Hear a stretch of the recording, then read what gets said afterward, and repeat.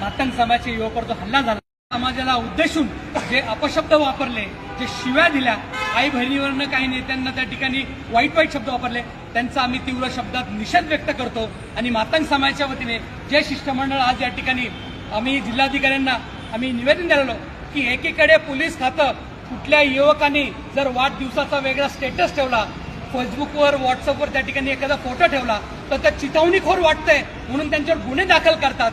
आणि इथं समोर सभा घेऊन मातंग समाजाला, संपूर्ण समाजाला त्या ठिकाणी दोष देऊन, त्यांना त्या ठिकाणी चिथावणी देऊन त्यांना आव्हान केलं जातं, त्यांना मारण्याचं त्या ठिकाणी आव्हान केलं जातं, त्या तरुणाला त्या ठिकाणी संपवण्याचं त्या ठिकाणी आव्हान केलं जातं। तरी पोलीस प्रशासन काही करत नाही। म्हणजे या राज्यामध्ये काही दोन कायदे आहेत का की सामान्य लोकांसाठी वेगळा कायदा आणि सत्ताधाऱ्यांच्या संघटनासाठी वेगळा कायदा? हे चालणार नाही। हे बाबासाहेबांच्या संविधानाचं राज्य आहे, संविधानी चालणारा देश आहे। असं जर कोण मातंग समाजाच्या युवकांना धमकावत असेल तर त्यांना त्यांना जाहीर आव्हान आहे, तुम्ही म्हटलं तर श्रीरामपूरला या, आम्ही येतोय पुढच्या आठवड्यात। असल दम तर काय करता तुम्ही, आम्ही बघतोच तिथे त्या ठिकाणी। जय हिंद, जय महाराष्ट्र, जय लवजी।